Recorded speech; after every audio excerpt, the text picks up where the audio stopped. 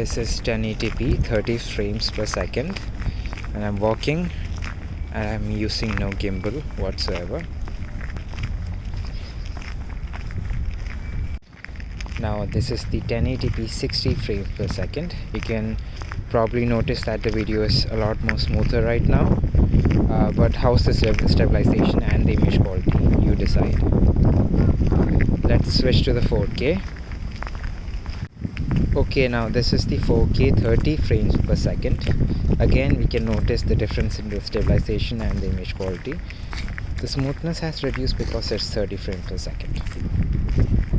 Now we are at 4K 60 frames per second, and it's saying that the phone can only record 5-minute long videos of 4K 60 fps.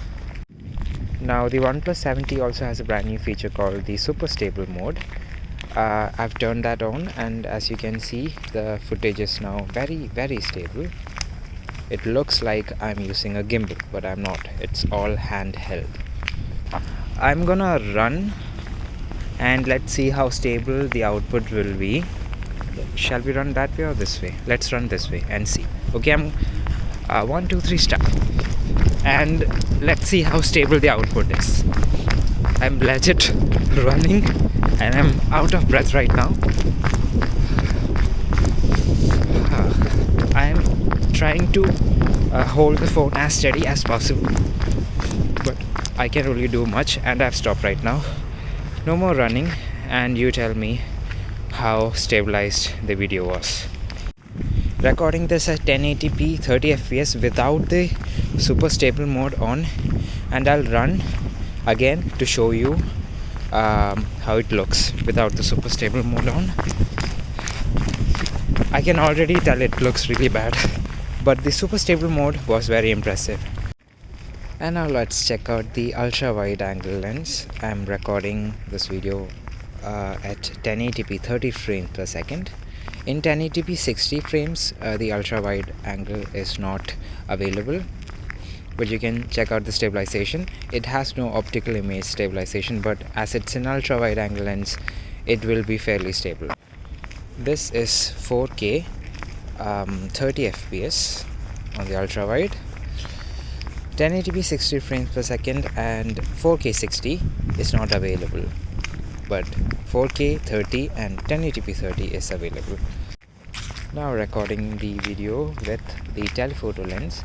This case is pretty strange as well. We can't have 4K 30 and 60, and we can't have 1080p 60 as well. With the telephoto you can only shoot 1080p 30 fps.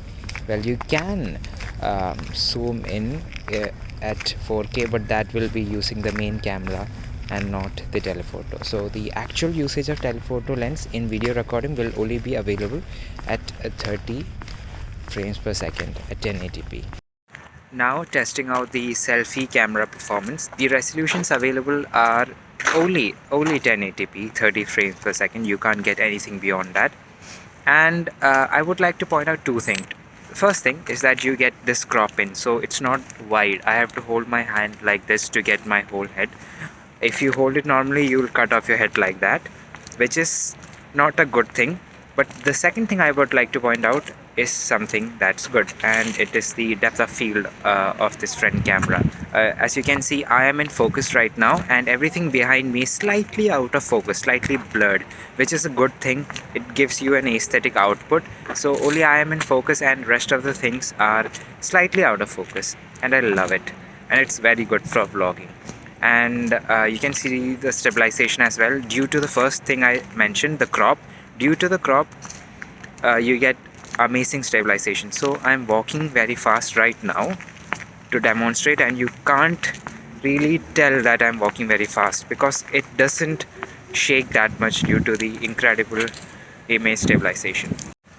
And about the crop thing I mentioned, which is not a good thing, an easy fix to that problem is using the Google camera Gcam. I've installed the 7.3 version, and with that you can record front camera videos without this cropping.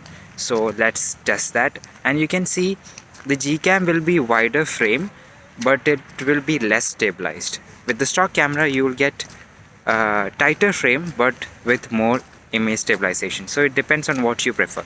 Let's see the wider frame of the Gcam recording. Boom, see, it's drastically wider, not although not very wide, but still you can see the top of my head and the surrounding as well. So it's better, but you see the stabilization is not that good anymore.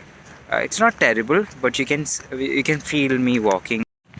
The dynamic range of the front camera is also very good actually. You can see the clouds and the blue color of the sky, plus my face, it's lit as well. So 8 plus dynamic range, I should say. Very good. There are two slow motion modes available. There is no 960 frames per second yet, but the two modes available are 240 fps at 1080p and 480 fps at 720p. So the latter, the 720p mode, I don't prefer that. It looks really bad. I'll show you the samples. And the first mode, that is 1080p 240 fps, that's pretty good, and the output is pretty decent and I like it, and you can see it right now.